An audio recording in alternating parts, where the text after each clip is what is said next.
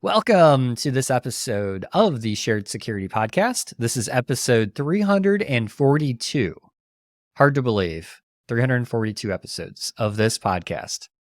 And this week, we want to talk about how those public search removal tools, so things like Confidently is one, DeleteMe, Reputation Defender, well, there's a study that came out and they're pretty much ineffective in removing your personal information. So that's fun. Yeah.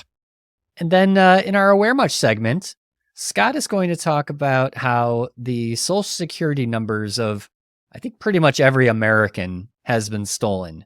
And not stolen by the Canadians because, why would they do that to us? Yeah. But too nice. Stolen by hackers. Yeah. Yes. But it'll be fun. It will be fun. And with that, here is Mr. Canada himself, because, the Olympics just ended, Scott. We did, and yes. I don't know how many gold medals that Canada We don't count golds. We count all the medals. Oh, all the medals, the total medal count. Got Yes. it. Okay. We actually did better than ever before. So, 24, 27, something like that. Yeah. That's Pretty awesome. good. Yeah. All right. Go Canada. Go That's Canada, great. yeah. Yeah. Well, welcome back. Thank you, Tom. And welcome to you, too. Yes. Wouldn't be here without you. I know. Same. The feeling is mutual. And we are not joined by Kevin this week, but I'm sure we'll have him back next week. He's dispensable anyways. We throw Kevin out, whenever we feel like it. He missed, 100 episodes or so at the beginning, right? So. He did. We added him in later. Yeah. So yeah, that's just how we approach Kevin, but it's all good. We love him. All right. So let's talk about these people search tools. Mm-hmm. So there was a study that was done by Consumer Reports on these people search site removal services. So if you don't know what those are those services that will go to these different sites like Intellus, People Finders, Spokeo.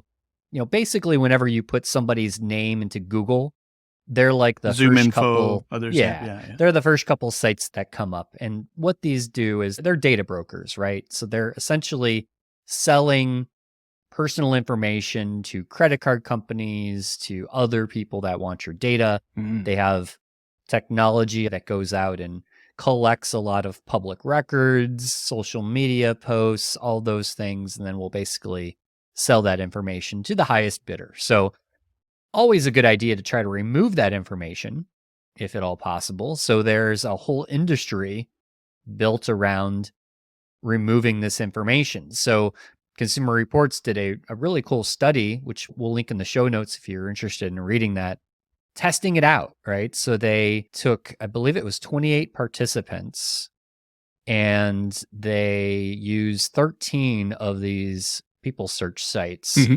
And what they found was over time, initially the personal information decreased, but then over time, a lot of that information either came back or was just not removed at all. Yeah. So they had come out, I think the stat was out of 332 instances of data that they were tracking, only 117 or 35% were removed within 4 months. Yeah. Pretty sad. Yeah. Very sad. So are they charging people for that service? Yes. Yes, they are. So you're not really getting your money's worth. Yeah. Can I imagine what Kevin would be saying about this? Oh, I don't even want to know. But what are your thoughts, Scott? What do you think of this? I've never used one of those, but I remember the old days, when, and I'll talk about the old days in a minute, but when you could, just call up or go to a website and no, it was on phone, right? You could call a number and it would basically automatically put you on a do not call list, right? And oh yeah, and that generally kind of works, right? Mm-hmm. But this is a whole different level of things, right? To say remove all my data from your websites, and it's probably not a huge surprise that they're not all that reliable. And I think we saw in the report or the article that it's almost difficult to go through the process, even though you can find a site. And it is possible to go through those actions. There's deceptive little, buttons or links that try to capture you and resist as much as possible you getting that stuff to be completely removed. Yeah, I think the other interesting thing is that in the United States, at least, there's a patchwork of laws.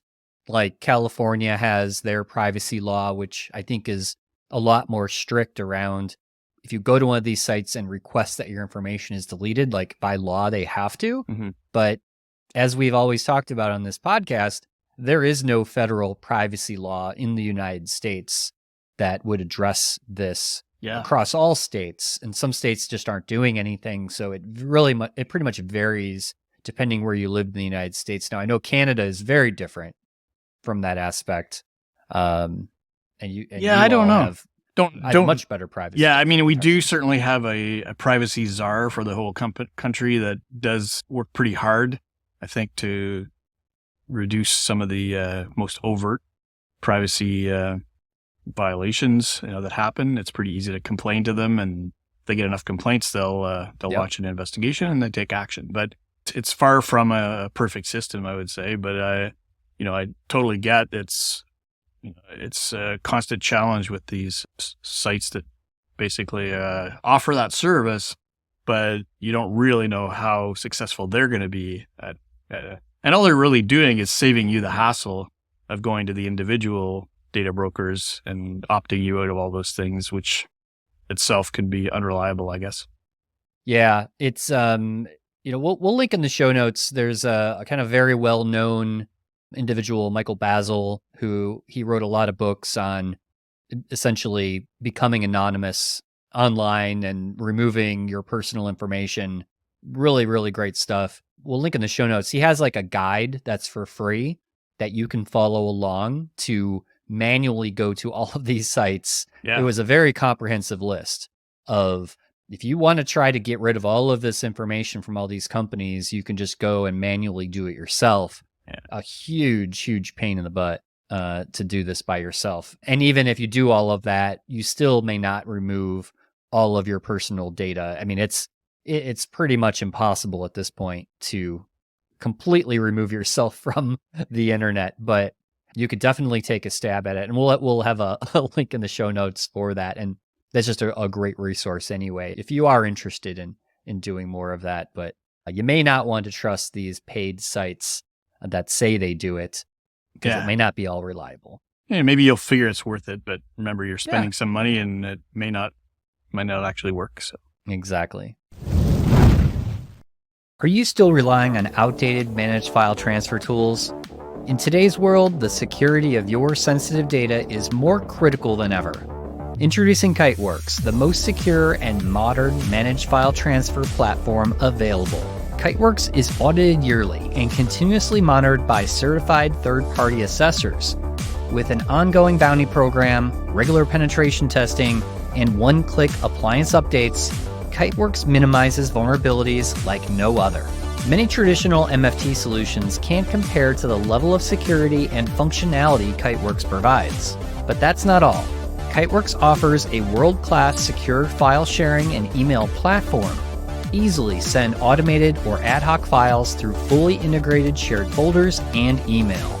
Administrators can manage policies in a unified console and create custom integrations with their comprehensive REST API. Step into the future of secure managed file transfer with Kiteworks. Visit kiteworks.com to get started. That's kiteworks.com to get started today. All right, Scott. Well, I think let's jump to everyone's favorite segment, Aware Much? Yes, Tom. Remember the days when everyone's name and address and phone numbers were available in a thick book that was dumped at the end of your driveway every year? Wasn't that an exciting time? It was an exciting time. I remember getting that giant book, and I wondered how many trees were killed to get that phone book in my driveway. Yeah, and here in Canada, of course, they would do it in the wintertime. They drop it off, but it'd be wrapped in plastic, It's like, and wrapped in ice at that point. And ice, yeah. But we don't see those physical things that we used to call phone books much anymore. And we think of a phone book as an app in our mobile phone now mostly. But I remember several years ago, it was one of Leo Laporte's shows, he asked Gina Trapani a life hacker if she ever used a phone book, and she goes, "Yeah, sometimes when I have to reach things on a really high shelf." Yeah. Basically the only use for it. Yeah. But over the years, as people became more privacy conscious, they stopped registering their numbers. You actually had to pay to have an unlisted number in those days, right? But now with mobile phones, that you just don't have a directory where you can go to and look up, what somebody's number is, or usually you used to get their addresses when you look it up in the white pages, right? But so that means we're all good, right? It seems like very few people can actually find out your personal information these days. Well, not so fast. Over the past 10 years, a covert industry that we just talked about in our last story has emerged called data brokers, and they make money from collecting personal information and selling it. And so to get somebody's personal information now, you usually have to buy it. But because of a major hack that occurred on a data broker, almost every U.S. citizen's personal information, including social security numbers, is now available for free on a marketplace website. So how did this happen, Dom? Yeah, this is another one. This is like 2.9 billion records, which is pretty much every American. Their social security numbers were leaked on the dark web. So this data broker is called National Public Data, which is, I find that name A little ironic. kind of ironic. Yeah. But we won't go there. And a lot of people have never heard of this company, first of all, but they're like a lot of data brokers. They partner with credit card agencies, doing credit checks and things like that, where obviously they need sensitive information like your social security number, first name, last name, address history, which is also something else that got leaked. 3 decades worth of address history, which is interesting.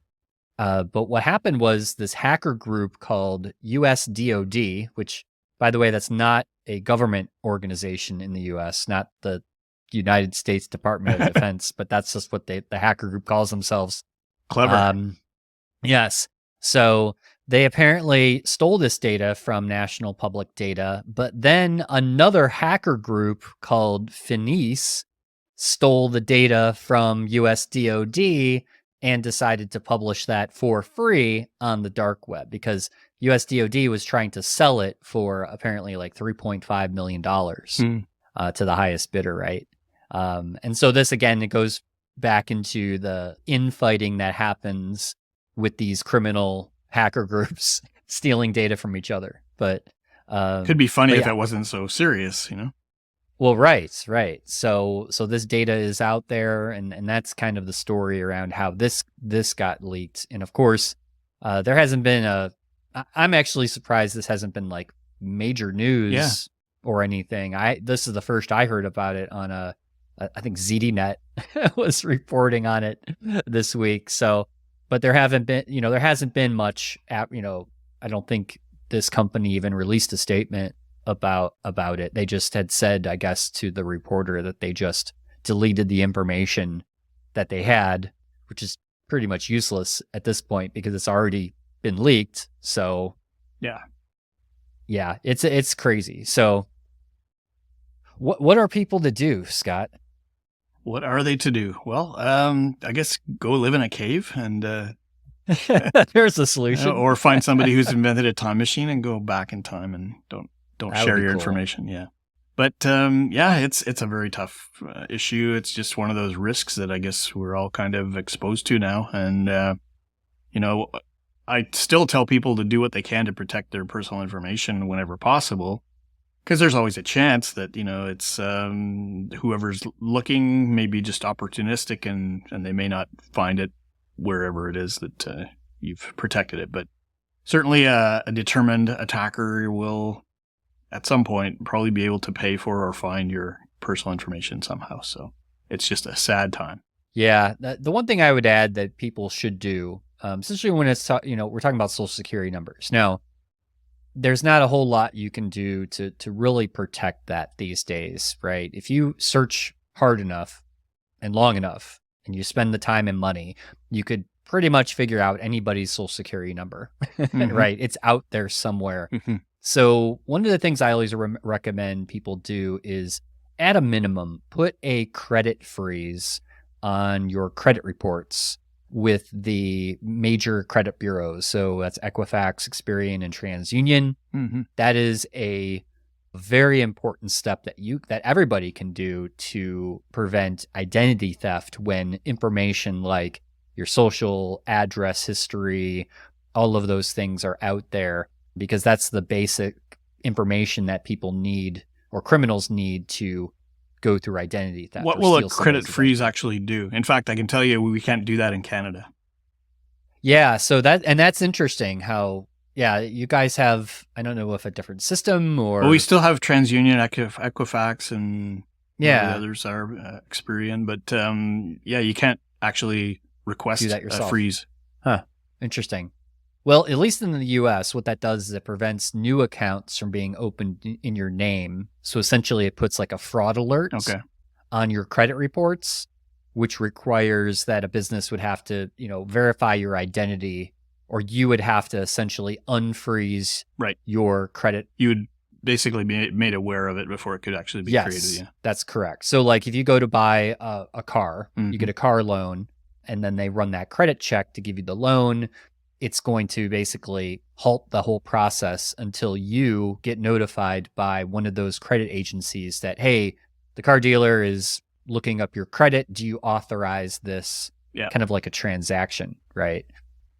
So it's actually a very good thing. Yeah, I'd love to be able to do that here, but that's really last weird. I checked, we couldn't Canada do it. I might have was to. Part of that. Maybe they'll fix that, but wow, hard to understand why we can't.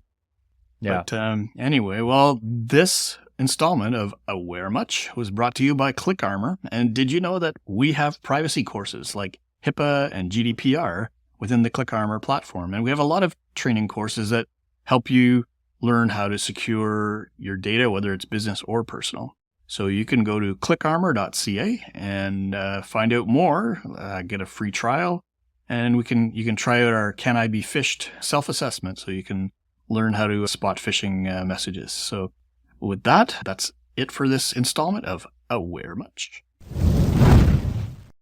Thank you, Scott. So I think that's all we have time for in this episode.